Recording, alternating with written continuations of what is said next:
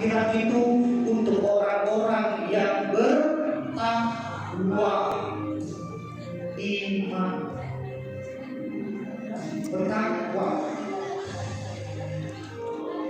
Jadi kalau kita hidupnya tetap harus ada takwa, takut, ada iman, karena itu yang mengatakan maka kita harus. Kenapa kok kita bilang senang? Sedangkan Bapak Ibu setiap hari doa, dan doa ini setiap yang hampir dibaca oleh setiap umat muslim di dunia. Apa doanya? Rabbana atina fid dunya hasanah. Kita minta diberikan kebaikan di dunia. Wa fil akhirati hasanah, dan juga di akhirat. Oh, kita nggak boleh cinta dengan dunia. Kita harus cinta dengan dunia. Karena dengan cinta dunia kita cinta dengan pekerjaan kita, cinta dengan apa yang kita lakukan, cinta dengan hal-hal lain. Jadi nggak boleh apa? Cinta terlalu. Makanya Cakun itu, tahu Cakun? Cakun itu budayawan. Itu dalam surat itu begini, beliaunya ini. Siapa yang cinta pada dunia, dunia akan meninggalkannya. Dunia akan mengesankannya. Jadi guru kita itu ya benar. Tapi kalau melarang umatnya untuk tidak boleh cinta dengan dunia, saya kurang setuju.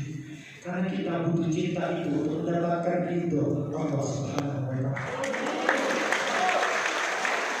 Itu jelas. Anda boleh semangat, boleh tidak, suka-suka. Nah, gitu ya.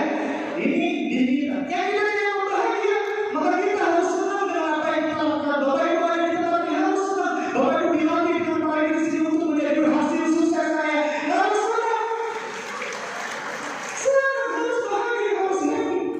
Jika Bapak Ibu saat dalam proses bertahap untuk menjadi lebih maju, lebih sukses, mungkin di sini dalam bisnisnya ada yang masih menjadi member karena waktunya, betul ya? Ada yang sudah naik level distributor, memiliki mesin-mesinnya, betul? Dari proses Bapak Ibu belum memiliki mesin itu juga perjuangan. Kenapa? Setiap hal yang besar itu harus ada pengorbanan.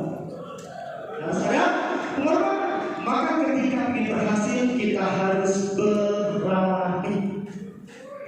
Nanti akan saya kenapa kita perlu berani. Itu salah satu mentality yang harus kita kuasai di dalam. Nanti insya Allah masih dijelaskan.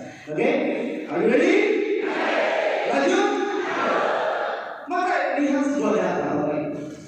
Dr. Alfredo pernah mengatakan dari 4.000 orang mereka kehilangan pekerjaan sebanyak 400 orang atau 10% yang mereka kehilangan pekerjaan dikarenakan kemampuan teknis. Sedangkan 3.600-nya atau 90% yang mereka kehilangan pekerjaan dikarenakan apa? Kepribadian. Jadi diri kita ini yang menentukan kita berhasil atau tidak, Bapak Ibu. Mari kita lihat data lagi.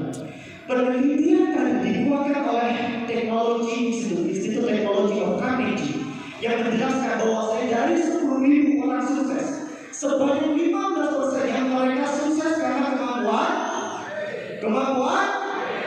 Sedangkan 85% mereka sukses dikarenakan faktor-faktor kepribadian. Jadi diri kita ini kita berhasil dari diri kita kepribadian ya. Kepribadian udah 85%. Maka melihat video. Mari kita lihat data. Sama demikian, banyak orang yang di-PHK, betul? Ribuan orang bahkan jutaan mereka kehilangan pekerjaan. Di saat negara api menyerang kita, ya, di saat corona menyerang kita, banyak orang yang mulai terganggu kepribadiannya dilihat mentalnya kuat atau tidak. Menurut data, menurut Bapak Ibu juga, ketika saat pandemi tiba, banyak orang kehilangan pekerjaan. Menurut Bapak Ibu, banyak gak mereka yang karena merasa tidak mampu mencukupi ekonomi keluarganya, tidak mampu mendapatkan finansial yang bagus, akhirnya dia bunuh diri. Banyak sedikit. Berapa banyak orang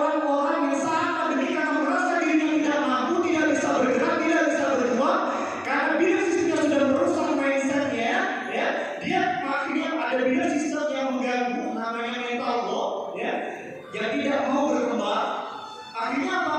Dia bunuh diri. Banyak yang sedih. Saat pandemi bahkan ngerinya tidak hanya bunuh diri, karena dia merasa tidak bisa masuk ekonomi, dia membunuh anak istrinya. Banyak yang sedih.